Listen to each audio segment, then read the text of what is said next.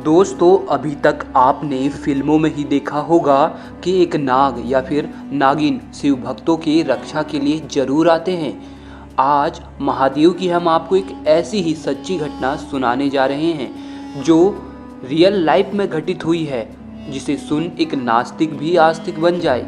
ये घटना सुनाने से पहले बस एक विनती है, जो भी महादेव के सच्चे भक्त हैं कमेंट बॉक्स में जय बाबा महाकाल जरूर लिख देना। दोस्तों, आज से करीब 15 साल पहले की बात है, यानी सन 2005 की। महाराष्ट्र के छोटे से गांव में एक पंडित जी रहा करते थे, जिनका नाम था सुरेश गोस्वामी। महादेव के बहुत बड़े भक्त थे। उनकी खुद की करीब 7 से 8 बीघा जमीन थी। जमीन के मुख पर ही महादेव का एक बहुत ही सुंदर सा मंदिर बना था। सुरेश जी रोजाना महादेव की पूजा करते थे। सुरेश जी के परिवार में उनके 2 भाई थे। सुरेश जी ब्रह्मचारी थे, इसीलिए उन्होंने अभी तक शादी नहीं करी थी। सुरेश जी सुबह मंदिर में पूजा करते और दिन में खेती करते तथा रात के समय गरीबों को खाना खिलाने के बाद भगवान की भक्ति करते और फिर सो जाया करते थे। सुरेश जी का एक सपना था कि वह इस मंदिर को आलीशान मंदिर बनाएंगे और अपनी बाकी बची जमीन पर अनाथ आश्रम खोलेंगे। सुरेश जी को अपना यह सपना बहुत ही जल्दी पूरा करना था, परंतु बीच में कोई ना कोई अड़चन आ ही जाती। उनका यह सपना अभी तक पूरा नहीं हुआ था। मंदिर के पीछे वाले भाग में ही एक नाग निवास करता था। सुरेश जी ने तो कई बार उस नाग के कई फन एक साथ भी देखे थे, मानो वह साक्षात शेषनाग हो। परंतु सुरेश जी ने इसको अपना भ्रम समझा और नज़रअंदाज किया। परंतु सुरेश जी यह जानते थे यह महादेव शिव का मंदिर है, शायद इसीलिए वह नाग इस मंदिर में विराजता है। और उस नाग ने भी आज तक किसी को कोई भी नुकसान नहीं पहुंचाया था। जो भी मंदिर आता शिव की पूजा कर कर चला जाता। मंदिर के पीछे ही यह नाग आराम से रहता था। तो दोस्तों, सुरेश जी के 2 भाई थे, जैसा हमने बताया। उनके पास भी उनके पुरखों की कई जमीनें थी, परंतु उनकी गंदी आदतें थी, जिसकी वजह से उनका सब कुछ लुट गया। सारी जमीन उन्होंने जुए इत्यादि में बर्बाद कर दी। अब उनकी हालत बहुत ज़्यादा ही दयनीय हो चुकी थी। कई बार तो सुरेश जी ने उनकी मदद भी करी, परंतु फिर से वे उन पैसों को जुए और सट्टेबाजी में लगा देते, जिस कारण कभी वे उस गरीबी से उभर ही नहीं पाए। सुरेश के दोनों भाइयों की नज़रें अब सुरेश जी के ज़मीनों पर थी।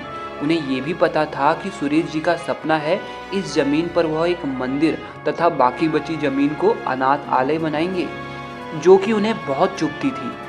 वे चाहते थे कि वे पूरी ज़मीन खुद ले लें। एक दिन दोनों भाई हिम्मत करते हुए सुरेश जी के पास आए और बोले कि आप अनाथ आश्रम खोलकर अपनी ज़मीन को बर्बाद कर देंगे, क्यों ना कुछ ज़मीन आप हमें दे दो। उतने में ही सुरेश जी को गुस्सा आ जाता है और वे गुस्से में बोले, मैं तुम्हें अपनी ज़मीन भूल से भी नहीं दूंगा। तुमने अपनी गंदी आदतों के कारण अपनी सारी ज़मीन बेच डाली और अब तुम्हारी गंदी नज़र मेरी ज़मीन पर है। मैं जीते जी तो ऐसा होने नहीं दूंगा। मेरी इस ज़मीन पर सिर्फ मंदिर और अनाथ आश्रम ही खोला जाएगा। और सुरेश जी उन दोनों को खरी खोटी सुनाने लगते हैं। अपने भाई से इतना सब कुछ सहन कर उन दोनों भाइयों का खून खौल गया। उन्होंने सुरेश जी को मारने तक का प्लान बना दिया।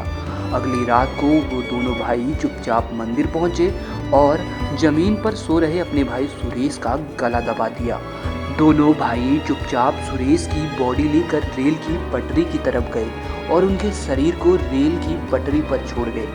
अगली सुबह दोनों बहुत खुश थे, क्योंकि पूरी की पूरी जमीन अब उनके कब्जे में थी।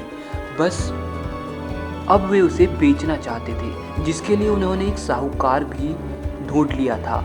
उन्होंने उस साहूकार से उस जमीन को बेचने की बात करी। साहूकार बोला कि मैं तुम्हारी ज़मीन खरीद लूँगा, बस सिर्फ अब तुम उस मंदिर को हटा दो जो ज़मीन के आधा से ज़्यादा भाग लिए हुए है। फिर क्या था, दोनों भाई अगले ही दिन जेसीबी मशीन लेकर उस मंदिर को गिराने पहुँचे। परंतु जैसे ही वह उस ज़मीन के पास पहुँचे, मंदिर के गेट के बाहर ही एक भयंकर नाग पहरा दे रहा था। वो बहुत ज़्यादा फुकारे मार रहा था। दोनों भाई उस नाग को वहाँ से हटाने के लिए डंडा लेकर उस नाग के पास गए तो नाग ने उन भाइयों में से एक को काट लिया, जिसकी तुरंत वही मौके पर ही मौत हो गई। दूसरा भाई ये सब देख बहुत अधिक डर गया और रो रो कर उस नाग से माफ़ी मांगने लगा, परंतु फिर उसे लगा कि ये नाग उसे जिंदा नहीं छोड़ेगा। पास ही शिवलिंग के वो भागा और भगवान शिव से रो रो कर अपनी जान की भीख मांगने लगा। तभी बहुत तेज हवा चलने लगी और एक आवाज़ उसे सुनाई दी, वत्स, तुम्हें सिर्फ एक शर्त पर माफ़ किया जा सकता है। अगर तुम वादा करो इस ज़मीन पर अनाथ आश्रम बनाओगे और इस मंदिर को विशाल बनाओगे। सुरेश जी का वह भाई यह सारी शर्तें मान गया और उसने ठीक वैसा ही किया जैसा उस दिव्य आवाज़ ने उसे बताया। सुरेश जी के उस ज़मीन पर एक भव्य मंदिर बनाया गया और बाकी बचे ज़मीन पर अनाथ आश्रम खोला गया तथा इस तरह सुरेश जी का सपना पूरा हुआ। तो दोस्तों, आपको क्या लगता है, क्या महादेव ने ही उस नाग को अपने भक्त के सपने को पूरा करने के लिए भेजा था? हमें ज़रूर इस बारे में कमेंट बॉक्स में लिख भेजिए।